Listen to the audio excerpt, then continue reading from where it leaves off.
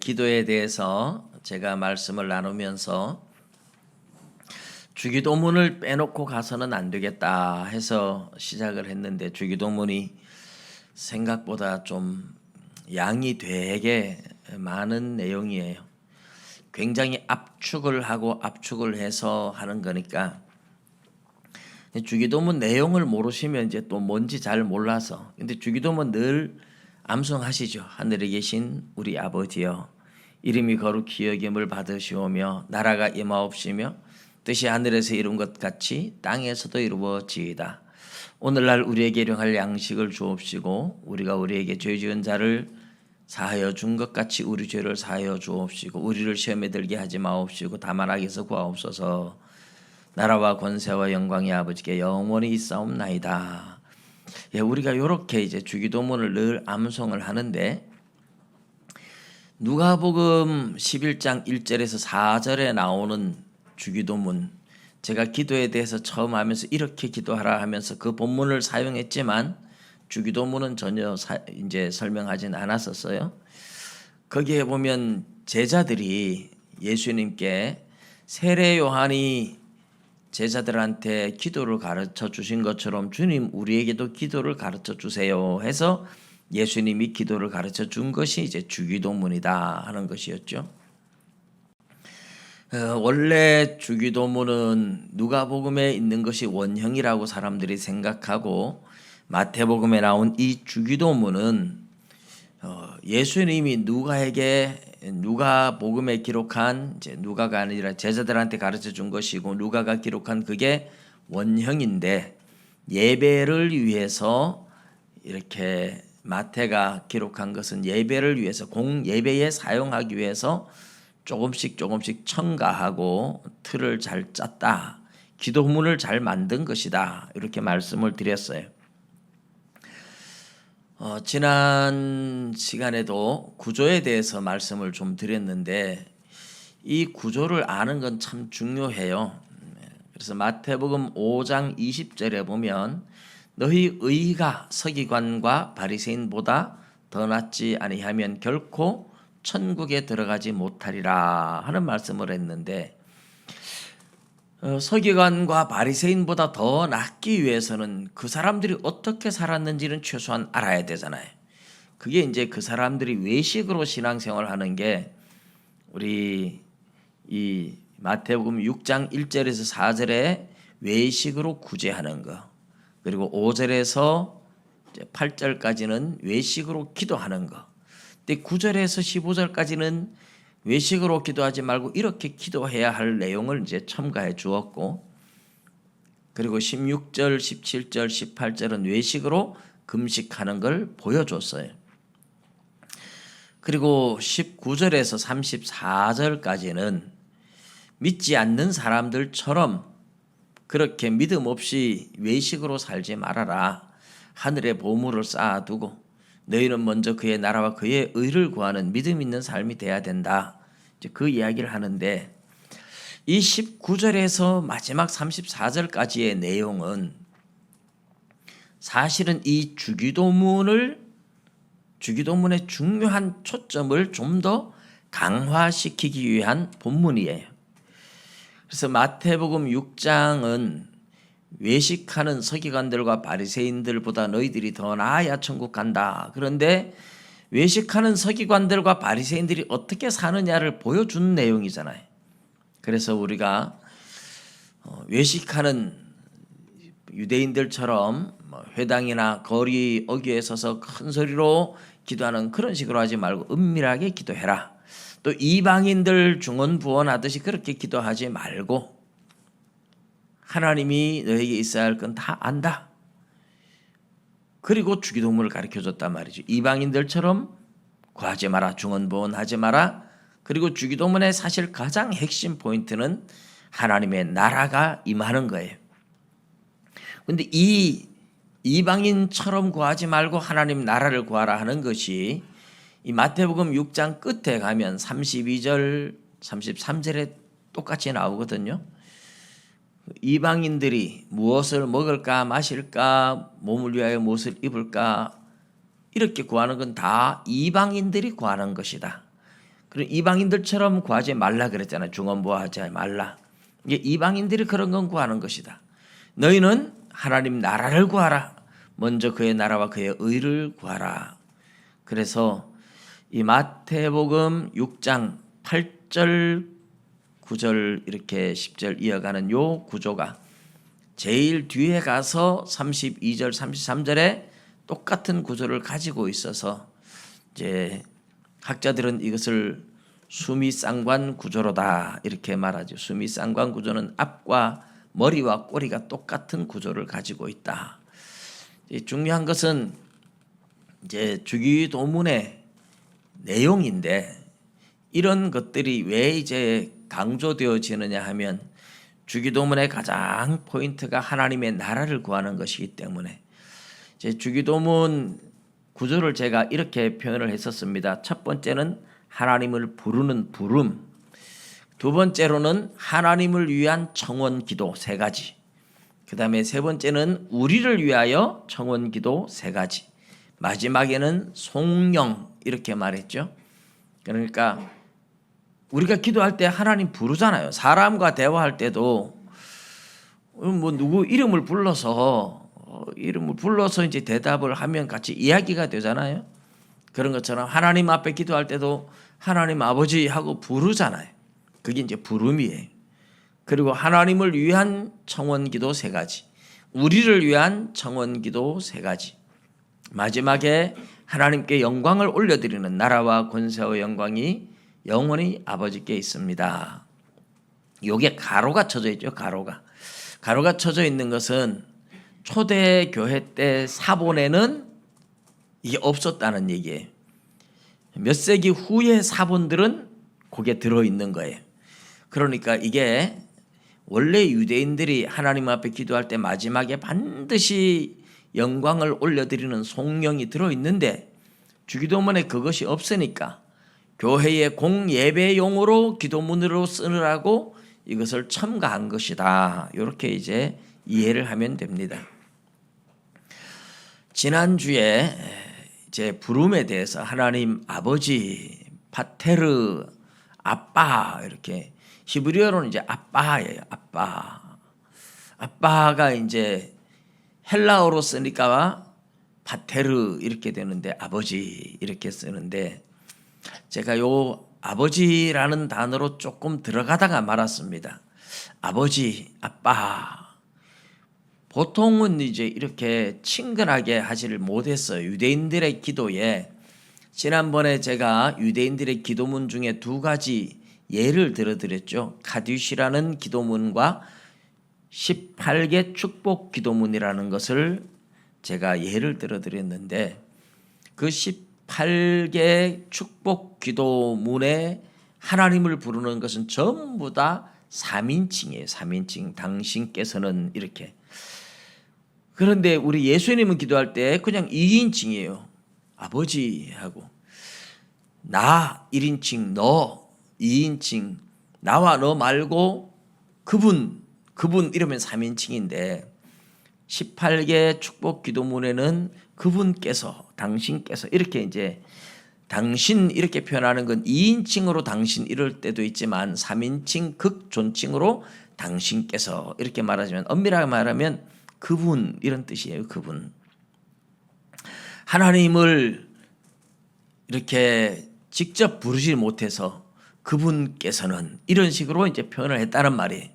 근데 예수님은 항상 아버지하고 친근하게 직접 대면해서 이야기하듯이 이야기를 한 것이 특징이고 제자들한테도 너희의 아버지다, 아빠라고 불러라 이렇게 기도를 가르친 거예요.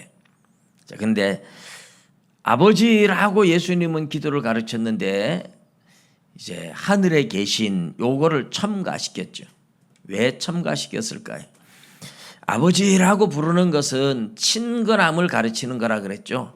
하나님을 그분이라고 말하고 감히 이름도 못 부르고 너무 하나님을 두려워해서 너무 멀리 있었는데 예수님은 기도를 아주 친근하게 그냥 친아버지하고 이야기하듯이 그렇게 가르쳤단 말이죠.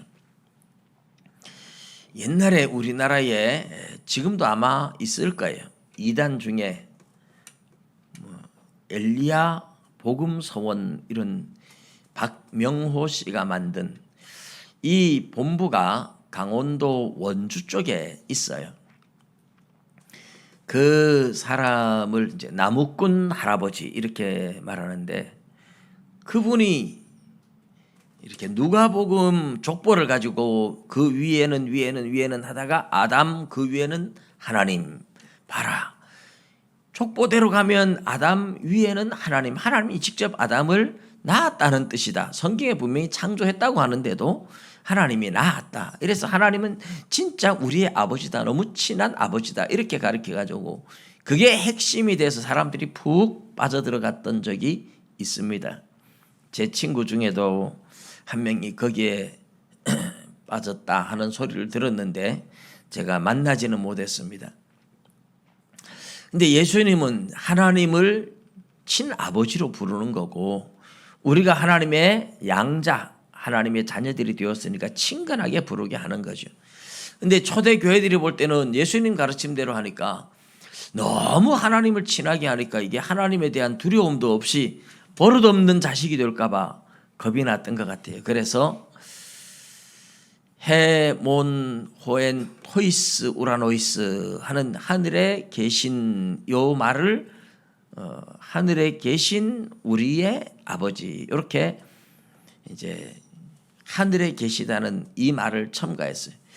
하늘에 계신 우리의 아버지, 원래는 파테르 아버지인데 거기에다가 하늘에 계신 우리의 아버지, 이 하늘에 계신 이걸 붙였다는 말은 하나님이 우리의 아버지가 되지만 그분은 지극히 높고 높은 분이다, 그분은 두려워해야 할 분이다, 경외의 대상이다 하는 것을 암시하는 이야기예요. 그래서 하나님을 정말 친근하고 좋은 하나님이지만 한편으로는 하나님에 대한 두려움과 공경이 있어야 된다 하는 뜻이죠. 원래 우리가 사람도 아버지가 자식들을 교육할 때 하나님의 모습을 보여줘야 돼요. 그래서 아빠는 너무너무 친근하고 좋은 아빠지만 그래도 아빠는 뭔가 아빠가 한마디 말하면 두려움이 있어야 돼요. 밖에 나갔다 오는데 막 애들끼리 막 싸우고 형제끼리 막 시끄럽게 싸우고 욕하고, 그런데 아빠가 온다 그러면 아빠 온다 이러면 쉬하고 막 그래야 되는 게 이제 아빠의 권위예요. 근데 아빠가 와도 막 같이 싸우고 욕하고 이러면 뭔가 아빠의 모습을 잘못 가르쳐 준 거죠. 아빠의 권위가 땅에 떨어져 있는 거예요. 아빠가 그렇다고 노상 무섭기만 하고 그러면 또 안 되는 거고, 아빠는 친근하면서도 두려워할 수 있는 존재, 그게 이제 하나님의 모습을 보여주는 겁니다. 그런 하나님을 이제 보여주고, 하나님의 이건 부름이에요. 하나님을 부르고, 그 다음에 이름이 거룩히 여김을 받으시오며 나라가 임하옵시며 뜻이 하늘에서처럼 땅에서도 이루어지십시오 하는 요 세 가지, 하나님을 위한 청원 세 가지. 오늘 이 하나님을 향한 세 가지 청원은 가만히 보면 하나의 청원으로 압축이 돼요. 하나의 청원. 먼저 이름이 거룩히 여김을 받으시오며, 하기아스 데토 오노마수 하는 말인데, 이름이 거룩히 여김을, 당신의 이름이 거룩히 여김을 받으소서, 이렇게 말하는 거예요. 근데 요거는 이제 하나님을 위한 청원처럼 보이지만 원래는 찬양이에요. 찬양. 여러분, 우리가 기도할 때도 우리 장로님들 기도하는 거 들으셨죠? 우리 장로님들 기도하는 것마다 다 다르지만 기도할 때 이렇게 하시는 분도 있잖아요. 존귀와 찬양과 영광을 받으소서, 이렇게. 거룩하신 하나님 아버지, 존귀와 찬송과 영광을 받으시옵소서. 이거는 뭐예요? 기도의 내용이라기보다 하나님을 부르고 하나님을 찬양하면서 기도 들어가기 전에 먼저 하나님을 찬양하는 거예요. 그러니까 존귀와 영광과 찬양을 받으소서, 이렇게 하는 것이나 이름이 거룩히 여김을 받으소서 하는 거나 동일하다 말입니다. 그러니까 하나님의 이름이 거룩히 여김을 받으소서 하는 이것은 기도 들어갈 때 먼저 하나님을 부르고 그 하나님을 부르면서 하나님을 높여서 찬양을 하고 기도에 들어갈 때 찬양으로 하나님을 높이는 그런 장면이다, 이런 말입니다. 그래서 엄밀하게 말하면 하나님을 위한 청원 세 가지이지만 이 청원은 찬양이지 기도가 아니다, 이렇게 생각해도 돼요. 자, 하나님을 향한 찬양과 같은 청원, 첫 번째 청원, 이름이 거룩히 여김을 받으시옵소서. 자, 여기에는 이 받으시옵소서 하는 말은 이제 수동태라는 말이죠. 수동태. 능동태는 내가 뭘 하는 거고 수동태는 내가 당하는 거예요. 능동태는 내가 직접 뭐 하는 거지만 수동태는 내가 가만히 있는데 남들이 나한테 해주는 거잖아요. 이름이 거룩히 여김을 받으세요 하는 것은 하나님이 뭐 하라는 얘기 아니에요. 우리가 하나님의 이름을 높여드리면 하나님은 그냥 받으시는 거예요. 그러니까 이 기도 속에는 뭐예요? 우리의 책임이 들어있어요. 하나님의 이름, 그 이름을 높여드리는, 하나님의 이름을 높이고 하나님께 영광을 돌려야 할 책임이 우리에게 있다는 뜻입니다. 주기도문은 그래서 일종의 하나님 앞에 기도지만 우리가 하나님 앞에 약속하는 서약과 같은 기도예요. 서약. 하나님 이름의 높임을 받으시옵소서, 이 말은 거꾸로 말하면 내가 주님의 이름을 높여드리겠습니다 하는 서약을 하는 거예요. 서약. 여러분 어떻게 했어요? 하나님의 이름이 나 때문에 영광을 받으셨나요? 나 때문에 찬양을 받으셨나요? 하나님의 이름이 나 때문에 칭찬을 받으셨나요? 로마서 2장 24절에 보면 너희로 말미암아 하나님의 이름이 이방인 중에서 모독을 받는도다, 이랬어요. 여러분, 하나님의 이름이 세상 사람들이 하나님을 욕할 때 안 믿는 사람들 때문에 하나님의 이름 욕하는 적 없어요. 예수 믿는 사람이 잘못해서 하나님 이름 욕하잖아요. 우리가 하나님의 이름을 높여드려야 되고 하나님의 이름이 영광을 받으시게 해야 되는데 우리가 잘못 살아서 우리 때문에 하나님의 이름이 욕을 얻어먹는다는 말이죠. 그렇게 하면 안 되는데 우리는 늘 서약하며 기도하는 게 이름이 높임을 받으시옵소서, 거룩히 여김을 받으시옵소서, 내가 하나님의 이름을 거룩하게 높여드리겠습니다, 서약하며 하는 기도가 주기도문이에요. 그런데 내가 잘 못 살아서 나 때문에 하나님의 이름이 욕을 먹고 있다면 내가 얼마나 잘못 사는 겁니까? 실질적으로 이제 오늘날도 교회 때문에, 예수 믿는 사람들 때문에 세상 사람들이 하나님을 욕하는 경우들이 참 많아요. 교회 주변 사람들한테 가서 물어보면 그 교회가 바르게 가고 있느냐 잘못 가고 있느냐 하는 것을 제일 먼저 알 수 있어요. 교회 주변 사람들 쭉 어느 교회든지 가서 저 교회의 사람들 어때요? 저 교회 목사님 어때요? 물어보시면 교회에 가장 가까이 있는 주변 이웃들이 그 교회 좋다, 목사님 좋다, 선도들 좋다, 이러면 바른 방향을 가고 있는 거예요. 그런데 막 교회를 욕한다, 뭔가 그 교회가 하나님의 복음을 전하기 위해서 덕을 끼쳐야 되고 잘해야 되는데 요거도 먹고 있다, 전도문 다 맞고 하나님의 이름을 욕되게 만드는 거니까 교회가 뭔가 분명히 잘못 가고 있는 거죠. 굉장히 중요한 원리입니다. 하나님의 이름이 우리 때문에 영광을 받아야 되는데 이스라엘도 그랬어요. 하나님의 이름이 이스라엘 때문에, 이스라엘이 죄를 지어서 하나님이 징계를 내리잖아요. 징계를 내리면 이방인들이 쳐들어와가지고 이스라엘을 포로로 잡아가면서 이방인들이 너희의 하나님 어디 있느냐 하고 하나님 조롱했어요. 하나님을 조롱하니까 그게 누구 때문에? 이스라엘 백성들의 죄 때문이잖아요. 그래서 요엘서 2장에 보면 요엘 선지자를 통해서 하나님이 하시는 말씀이 제사장들은 성전과 낭실 사이에 서서, 제단과 낭실 사이에 서서 울면서 이렇게 회개 기도하라고, 너희의 하나님이 어디 있느냐, 이방인들이 그런 소리 하는, 하나님 이름 모독하는 그것 때문에 가슴 아파하면서 회개하라고 그렇게 얘기를 해요. 하나님 우리 때문에, 나 때문에 하나님의 이름이 욕을 먹고 있습니다. 이게 얼마나 가슴 아픈 일이에요. 여러분, 우리가 살아가면서 세상 사람들이 나 때문에 저 사람 보니 진짜 하나님 잘 믿네. 하나님은 저렇게 믿어야 돼. 진짜 하나님 믿는 사람이야.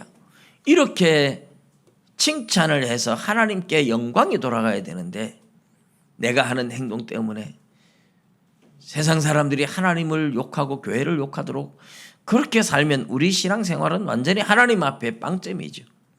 하나님 앞에 빵점이 아니라 마이너스입니다. 마이너스. 여러분 어떻게 살고 계신지 이것은 우리 스스로 알 수 있는 일이지만 사람들이 사실 잘 모르는 사람들이 많은 것 같아요. 우리 가까이에 서구의 평리동에 한 권사님 제가 최근에 이야기를 들었는데 시장 근처에 사시는 권사님인데 시장 사람들이 다 교회 다니는 할머니라고 알고 있더라고요.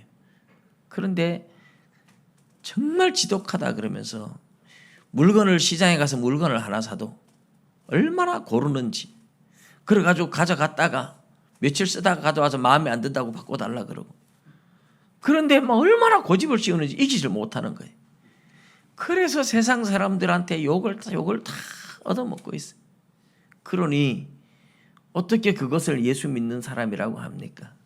그래서 어떤 예수 믿는 사람이 가서 기도를 해주는데 니는 진짠가? 이러더래요. 자기는 진짜가 아니라는 걸 자기 자신도 알고 있어요. 그렇게 이렇게 아픈데 왜 아무도 안 찾아오십니까? 하니까 내가 덕을 끼치지 못했어. 이렇게 얘기를 하더랍니다. 본인도 알고 있다는 얘기예요. 여러분 우리가 예수 믿으면서 하나님의 이름이 거룩히 여김을 받으소서 하는 것은 우리가 그렇게 살겠다고 일종의 서약을 하는 기도입니다. 그러니까 지금부터 다시 한번 우리 자신을 돌아보면서 나 때문에 하나님의 이름이 욕먹으면 안 되겠다. 어쨌든 나 때문에 하나님의 이름이 칭찬받아야지. 그렇게 살아보십시오. 그렇게 살 수 있습니다. 그래야 복음의 문이 열리는 겁니다. 두 번째 청원은 이제 이 첫 번째 하나님을 위한 청원은 사실 기도를 하기보다는 찬양이라 그랬죠. 두 번째 나라가 임하옵시며 세 번째 뜻이 하늘에서처럼 땅에서도 이루어지이다 하는 기도인데요. 이 두 개의 청원은 엄밀하게 말하면 하나의 청원이에요. 그래서 첫 번째 세 가지 청원, 하나님을 위한 청원 세 가지는 압축하면 하나의 청원이라고 하는 이유가 이겁니다. 나라가 오소서 하는 말이잖아요. 엘데토 해 바실레이아수 하는 말인데 하나님의 나라가 여기에 오시기를 원합니다. 근데 어떻게 와요?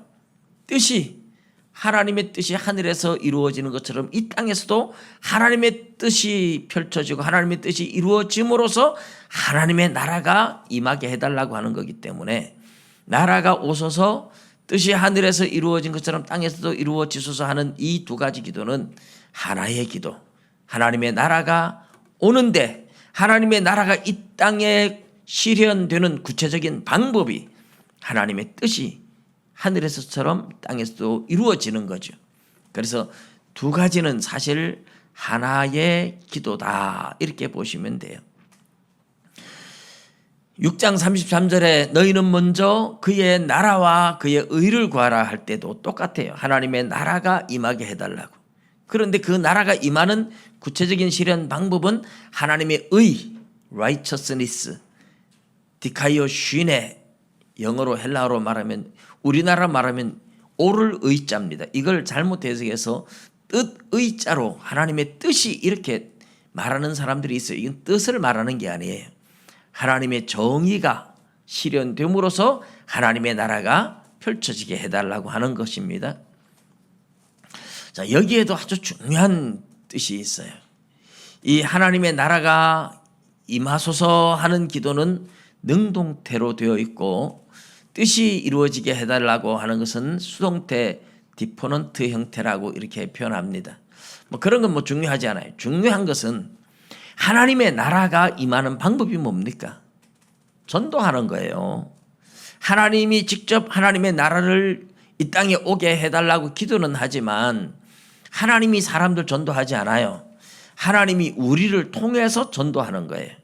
우리가 하나님께 순종함으로 우리가 하나님의 복음을 전함으로 예수 믿는 사람이 많아지고 예수 믿는 사람이 없던 곳에 예수 믿는 사람이 생기고 이게 하나님의 나라가 이 땅에 오는 방법입니다.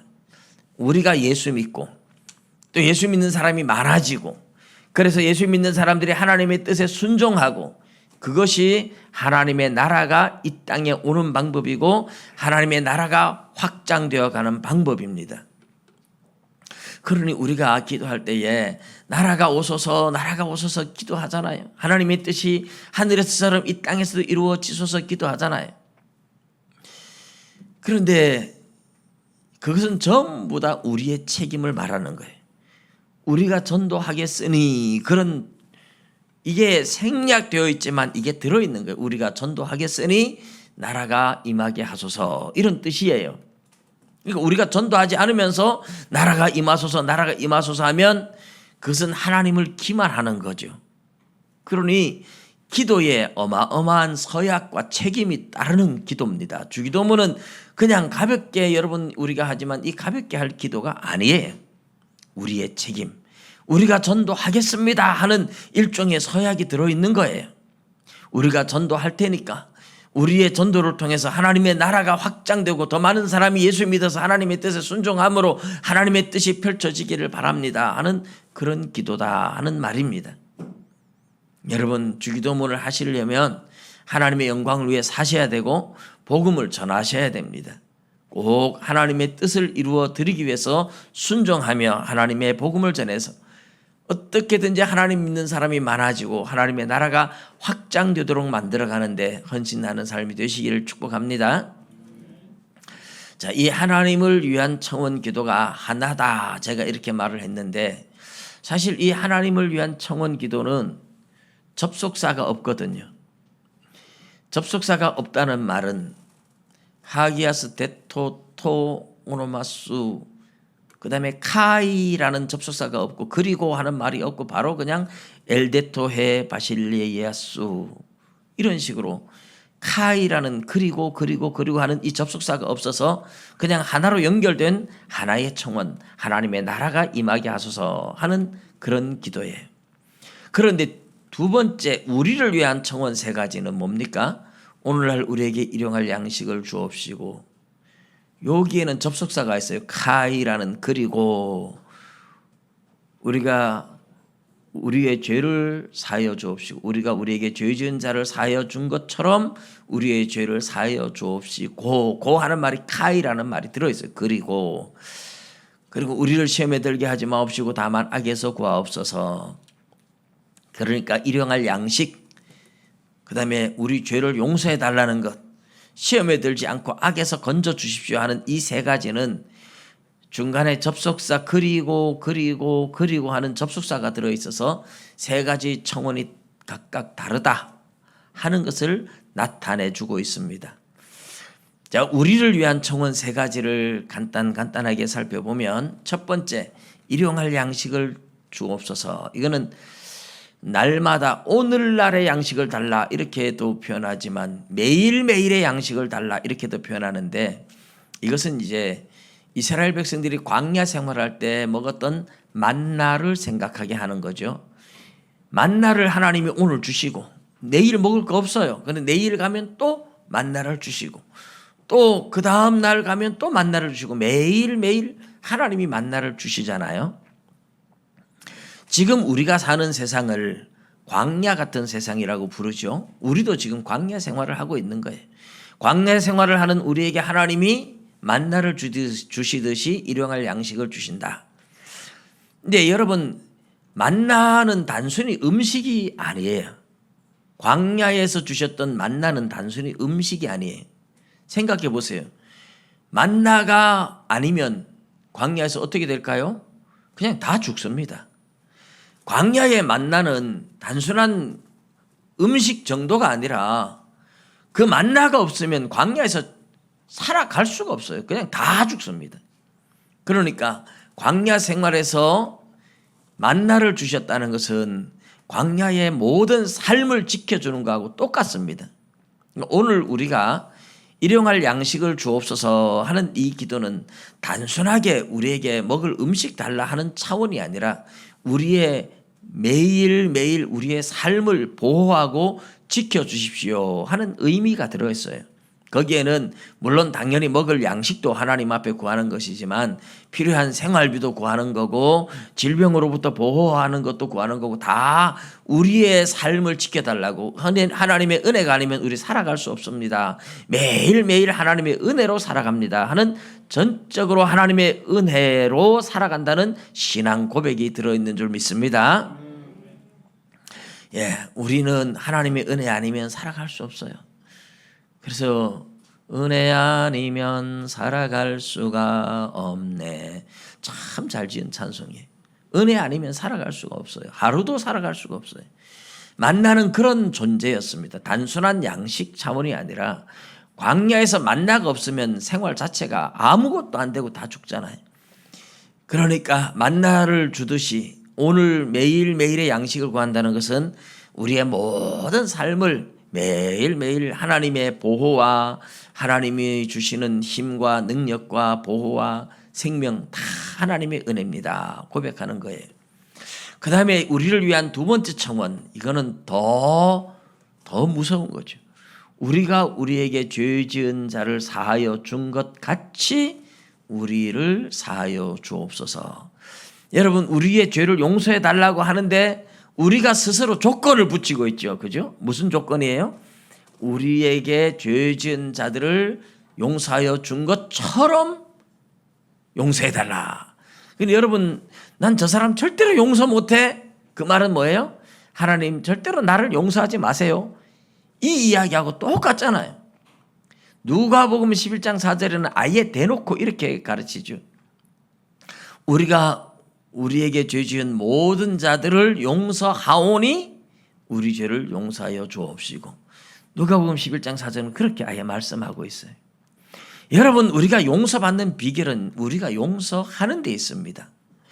예수 믿는 사람이 믿음으로 구원 얻었다. 여러분, 정말 믿음으로 구원 얻은 사람은 용서를 당연히 하는 겁니다. 마태복음 5장 8복의 5번째 복이 뭐예요? 긍휼히 여기는 자는 긍휼히 여김을 받을 것이며, 내가 다른 사람을 불쌍히 여겨야 나도 불쌍히 여김을 받는다는 거예요. 마태복음 18장에 1만 달란트 빚진, 왕에게 1만 달란트 빚진 종을 왕이 불러가지고 갚아라. 근데 막 갚을 길이 없잖아요. 용서를 비니까 탕감해줬어요. 불쌍히 여겨서. 그래서 감사하고 나갔는데 친구가 자기한테 얼마 빚졌어요? 500데나리온.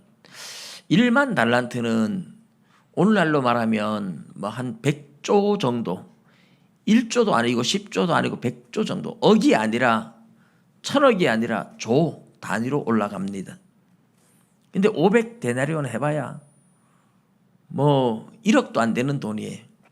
그런데 그걸 용서하지 못하고 빨리 안 갚는다고 그냥 고발해서 감옥에 집어넣었어요. 이걸 아는 신하들이 왕에게 가서 민망해서, 왕이 그렇게 용서해 줬는데 그 사람은 자기한테 조금 빚진 거 그거 못 참아가지고 감옥에 가뒀어요. 왕이 그놈 다시 불러오너라. 그래가지고 내가 너를 불쌍히 여긴 같이 너도 네 친구를 불쌍히 여겨야 하지 않겠느냐. 그러면서 너도 그럼 다 갚아라. 갚을 때까지 감옥에 들어가라. 그래서 하나님 앞에 우리가 용서받았으면 우리도 용서해야 그 용서가 끝까지 유효합니다. 하나님이 우리를 용서했는데 우리가 용서하지 못하면 하나님도 우리를 용서했던 거 취소시킨다, 이 말입니다. 여러분, 용서가 얼마나 중요한지 아셔야 돼요. 야고보서 2장 13절에 보십시오. 긍휼을 행하지 아니하는 자에게는 긍휼 없는 심판이 있으리니 긍휼은 심판을 이기고 자랑하느니라 일어났어요. 내가 다른 사람에게 긍휼을 행하지 않는다, 다른 사람을 불쌍히 여기지 않는다, 그러면 하나님께서도 우리를 불쌍히 여기지 않겠다고, 불쌍히 여기지 않고 그냥 심판해 버리겠다고 말하는 거예요. 그래서 긍휼은 심판을 이기고 자랑하느니라. 내가 다른 사람을 용서했다니까 나도 용서받았다, 그런 이야기잖아요. 히브리서 12장 14절에도 보면 모든 사람과 더불어 화평함과 거룩함을 쫓으라. 이것이 없이는 아무도 주를 보지 못하리라 이랬어요. 모든 사람들을 내가 용서해줘요. 화평을 이루어야 돼요.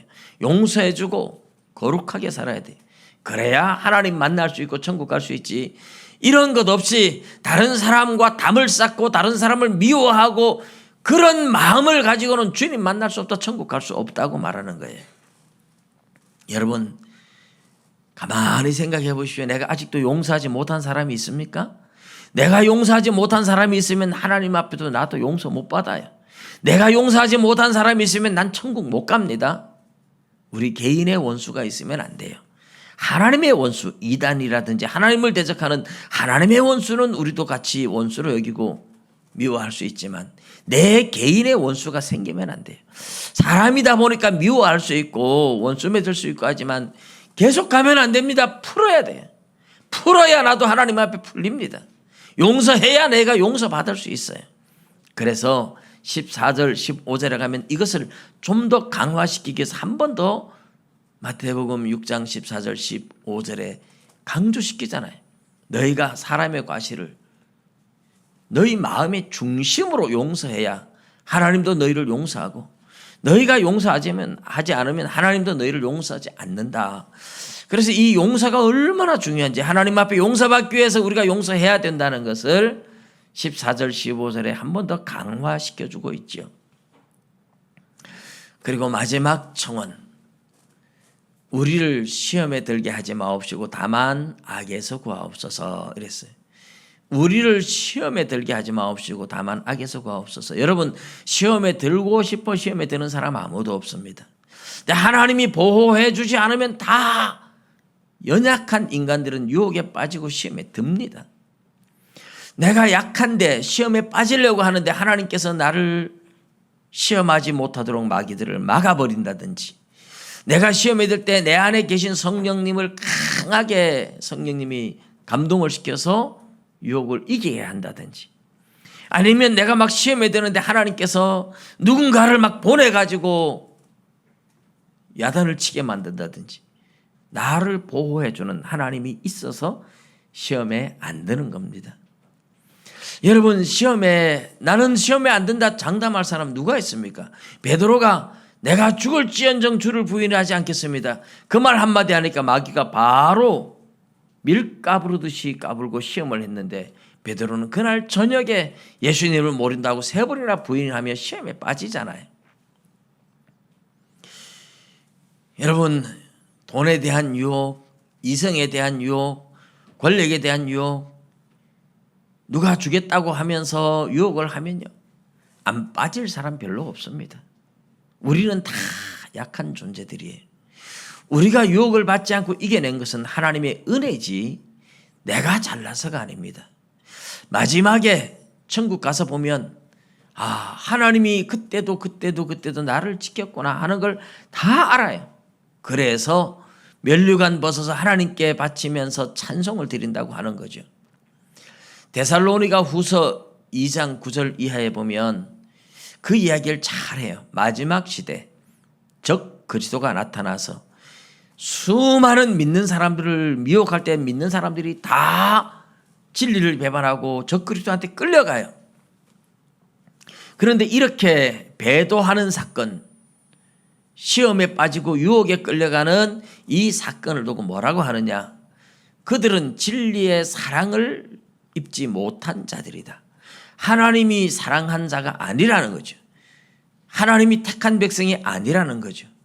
그냥 교회 다녔는데 하나님이 택한 백성이 아니고 하나님이 사랑한 자가 아니다 보니까 적그리스도가 나타났을 때 이 시험을 이기지 못해서 적그리스도한테 다 끌려가는 거예요. 진리의 사랑을 입지 못한 사람들. 그래서 그들이 거짓의 유혹에 빨려가서 하나님의 심판을 받기 위해서 그 유혹에 넘어갔다 이렇게 표현해요. 쉽게 말하면 쭉정이다는 거죠. 쭉정이. 이 농사를 지은 사람이 알곡과 가라지가 섞여 있어요. 알곡과 쭉정이가 섞여 있어요. 겉으로 보면 똑같아 보이는데 속에 알맹이가 없어요. 껍데기는 모양은 똑같은데 교회 다니는 건 똑같은데 속에 진짜 믿음이 없는 사람이 쭉정이죠. 근데 이 쭉정이를 어떻게 골라냅니까? 우리 어릴 때 촌에서 농사를 지어가지고 쭉정이 골라내는 법, 막 바람을 붙이잖아요. 막 발로 밟는 뭐 풍차 같은 거 막 발로 막 밟으면서 바람을 붙이는데 그 위에서 이제 쫙 내리면 체에 담아가지고 흘리면 알곡은 그대로 또르륵 떨어지는데 쭉정이는 확 다 날아갑니다. 이 바람을 붙인다 이 말이 이제 시험이고 환란인 거예요. 마지막 시대 적 그리스도가 나타나가지고 사람들을 시험하고 환란을 주기도 하고 이럴 때에 진짜 믿음 있는 알곡들은 넘어지지 않는다는 말이죠. 그런데 진리의 사랑을 입지 못한 속에 진짜 믿음이 없는 껍데기만 교회 다니고 속에 내면에 진짜 믿음이 없는 사람은 그때 다 넘어진다는 겁니다. 여러분, 나에게 진짜 믿음이 있는가를 살펴보셔야 돼요. 나는 진짜 하나님을 믿는가 내 자신의 믿음을 스스로 확인해 보셔야 돼요. 생명 걸고 예수를 믿을 수 있는가를 살펴보셔야 돼요. 그래야 천국 가잖아요. 시험에 들게 하지 마옵시고 다만 악에서 구하옵소서. 이 기도 진짜 여러분이 천국을 사모하고 진짜 구원받기를 원한다면 이 기도 하셔야 돼요. 이 기도 계속 하셔야 돼요. 저는 처음 예수 믿고 나서부터 그 기도를 했었어요. 하나님 나에게 은혜를 주셔서 내가 예수 믿고 구원받고 하나님의 자녀가 되긴 했는데 하나님 끝까지 과연 내가 내 힘으로 신앙을 지켜낼 수 있겠습니까? 하나님이 나에게 은혜를 주셨으면 중간에 탈락하면 그건 가짜 은혜지 진짜 은혜가 아닙니다. 하나님 나에게 은혜를 주셨으면 끝까지 나를 은혜로 지켜주세요. 중간에 내가 탈락하면 그거는 하나님 진짜 은혜 아니잖아요. 그러니까 하나님 나에게 은혜를 주셨으면 이 은혜가 끝까지 탈락하지 않고 가도록 지켜주셔서 천국까지 나를 인도해야 그게 진짜 은혜 아닙니까? 그러니 하나님 나를 끝까지 지켜주십시오. 나에게 은혜를 주셨으니 이 은혜가 하나님의 은혜가 헛되지 않아 해서 끝까지 승리할 수 있도록 저를 지켜주십시오. 전 그 기도를 처음 예수 믿고 은혜 받고 나서 많이 했습니다. 여러분 어떠십니까? 내가 스스로 신앙생활 한다고 생각하시면 안 됩니다. 하나님이 은혜로 지켜주심을 믿으시기 바랍니다. 주기도문은 그래서 일종의 하나님 없이는 살 수 없습니다 하는 고백과 하나님 나라가 이 땅에 이루어지게 해달라고 하는 기도면서도 내가 하나님 뜻에 순종하며 주의 영광 위에 살며 복음 전하겠습니다 하는 서약이 함께 들어있는 기도다. 그리고 마지막에 나라와 권세와 영광이 아버지께 영원히 있습니다 하고 하나님께 영광을 올려드리는 기도로 마친 겁니다. 주기도문의 내용을 설교 시간 짧게 하기 위해서 압축했는데 여러분 이 설교를 듣고 잘 이해가 안 되시는 분은 우리 동영상이 우리 교회 유튜브에 계속 뜨고 있잖아요. 다시 확인도 하고 주기도문도 또 읽어보시고 해서 하나님이 우리에게 예수님이 우리에게 가르쳐 주신 이 주기도문의 뜻을 정확하게 알고 항상 이 주기도문을 자주 외우는데 그냥 생각 없이 외우지 말고 이것은 하나님 앞에 서약하는 기도다. 이것은 하나님 앞에 내가 약속 드리는 기도다. 내 책임이 따르는 기도다 하는 것을 기억하시고 하나님 앞에 주기도문을 할 때 그 말씀의 의미를 알아서 실천하고 순종하며 할 수 있는 기도가 되시기를 주님의 이름으로 축복합니다. 기도드리겠습니다.